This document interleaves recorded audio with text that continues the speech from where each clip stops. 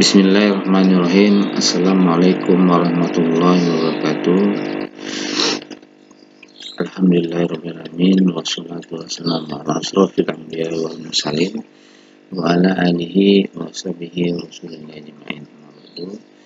Puji syukur kepada Allah Subhanahu wa taala, pada hari ini kita dapat diberikan kesehatan, iman dan bisa menjalankan aktivitas kita sehari-hari. Salawat dan salam tak lupa pula kita panjatkan kepada Nabi besar junjungan alam Nabi besar Muhammad SAW dengan mengucapkan Allahumma shalli ala Muhammad wa ala ali Muhammad. Baik, dulu saya mengucapkan terima kasih kepada mahasiswa yang menonton video untuk meningkatkan pengetahuannya terkait mata kuliah Lembaga Keuangan Syariah. Baik, kita masuk dalam materi saat ini, materi ketiga Lembaga Keuangan Syariah, itu terkait mengenai akad. Ya. Jadi akad di sini saya bahas hal-hal yang tersub dari pembahasan akad. Saya awali dengan latar belakang. Yang B-nya pengertian dan teori akad. Yang C-nya adalah syarat dan rukun akad. Yang D-nya macam-macam akad. Yang E-nya perbedaan akad dengan perjanjian. Baik, kita bahas mengenai latar belakang, ya, latar belakang dari akad sendiri. Ini diawali dengan adanya berasal dari Lembaga Keuangan Syariah itu sendiri. Kalau kita dapat artikan bahwa lembaga keuangan yang menjalankan kegiatannya dengan berlandaskan prinsip syariat Islam, ya. Jadi lembaga keuangan syariah itu pelaksanaan menjalankan aktivitas usahanya tentunya berdasarkan aturan-aturan yang terdapat dalam ajaran Islam, tentunya dalam Al-Quran dan Sunnah. Sedangkan konsep yang digunakan dalam transaksi lembaga keuangan syariah ini berdasarkan prinsip kemitraan bagi hasil. Ya. Jadi kemitraan bagi hasil inilah yang menjadi landasan untuk memperoleh baik itu laba bagi lembaga keuangan syariah maupun mempermudah dan meningkatkan perekonomian bagi nasabahnya atau mitranya. Dan selanjutnya jual beli atau sewa menyewa guna transaksi komersial dan pinjam meminjam sebagai transaksi sosial. Jadi lembaga keuangan syariah sendiri mempunyai prinsip-prinsip dasar seperti larangan menerapkan bunga, ya. Ini bahwa keuntungan yang diperoleh adalah bagi hasil, bukan dari bunga yang diterapkan oleh bank-bank konvensional atau lembaga keuangan yang berbentuk konvensional. Jadi pada semua bentuk transaksi ini menjalankan aktivitas bisnis dan perdagangan berdasarkan pada kewajaran dan keuntungan yang halal, ya. Tidak ada berlebihan, tidak adanya denda, dan lebih menata pelaksanaan lembaga keuangannya itu dengan prinsip keadilan dan berdasarkan syariat Islam, ya. Dan pengeluaran zakat dan setiap aset transaksinya. Ini luar biasa bahwa sesungguhnya setiap keuntungan yang diperoleh ini tidak dirasakan atau dihabiskan oleh lembaga keuangan syariah, tetapi ini akan dibagikan atau dikeluarkan zakatnya terhadap keuntungan yang diperoleh oleh lembaga keuangan syariah itu sendiri. Jadi semua lapisan masyarakat ini dirasakan bahwa sesungguhnya prinsipnya bahwa keuntungan yang diperoleh bukan sepenuhnya untuk keuntungan oleh lembaga keuangan syariah itu sendiri, ya. Dilarangan menjalankan monopoli, ya. Tidak ada dibenarkan untuk menguasai sendiri, ya, atau berusaha untuk menjatuhkan lawan pesaingnya di dalam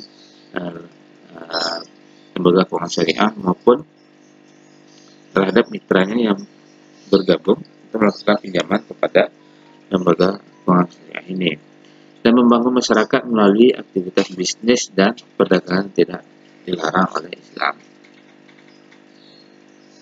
Jadi kalau lembaga keuangan syariah ini terdiri dari bank dan non-bank, ya. Kalau kita lihat, bank adalah suatu lembaga usaha keuangan yang bertugas menghimpun dan menyalurkan dana kepada masyarakat serta memberikan pelayanan-pelayanan yang berkaitan dengan keuangan lainnya. Jadi sebagai profit dan membantu masyarakat meningkatkan taraf hidupnya, bank dan lembaga keuangan syariah atau non-bank ini adalah lembaga keuangan yang memberikan jasa-jasa keuangan dan menarik dana dari masyarakat secara tidak langsung, ya, seperti asuransi, BNT, ya, pasar modal, pegadaian, dan lain sebagainya. Dan persamaan bank dan non-bank ini ya sama-sama mengelola uang yang sumbernya dari dana masyarakat, ya, dan kemudian disalurkan kembali kepada masyarakat untuk kegiatan produktif yang disajikan dalam bentuk berbagai produk atau jasa keuangan yang ditawarkan masing-masing lembaga keuangan syariah. Baik, kita masuk pengertian dan teori akad di sini, ya. Jadi kata akad ini berasal dari kata bahasa Arab yang berarti membangun, ya, atau mendirikan atau memegang, bisa juga dalam perjanjian, percampuran, atau menyatukan. Jadi bisa juga berarti kontrak, ya, atau perjanjian yang tercatat. Sedangkan menurut Al-Said Sabiq, akad ini berarti ikatan atau kesepakatan. Yang jelas bahwa akad itu adalah sebuah kesepakatan yang mengikat antara para pihak, ya, yang dituangkan di dalam perjanjian tertulis lisan, ya, yang disepakati oleh para pihak yang tersebut. Jadi secara etimologis ini perjanjian dalam bahasa Arab diistilahkan dengan mu'abadah atifah atau akad, ya.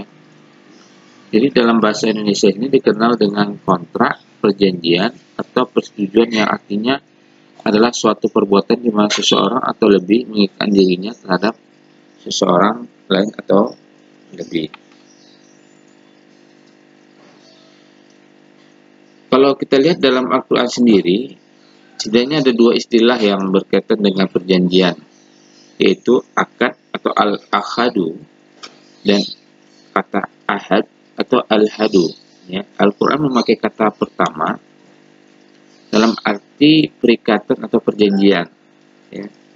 Sedangkan kata yang kedua dalam Al-Quran berarti masa atau pesan, penyempurnaan, dan janji atau perjanjian. Dengan demikian istilah akad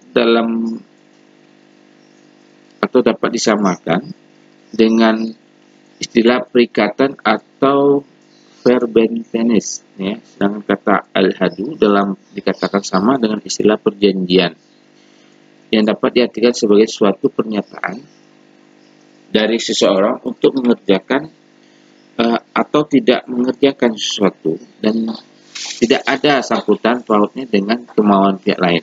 Jadi janji hanya mengikat bagi orang yang bersangkutan, sebagaimana yang telah disyaratkan dalam Al-Quran dalam surat Ali Imran ayat 76, ya.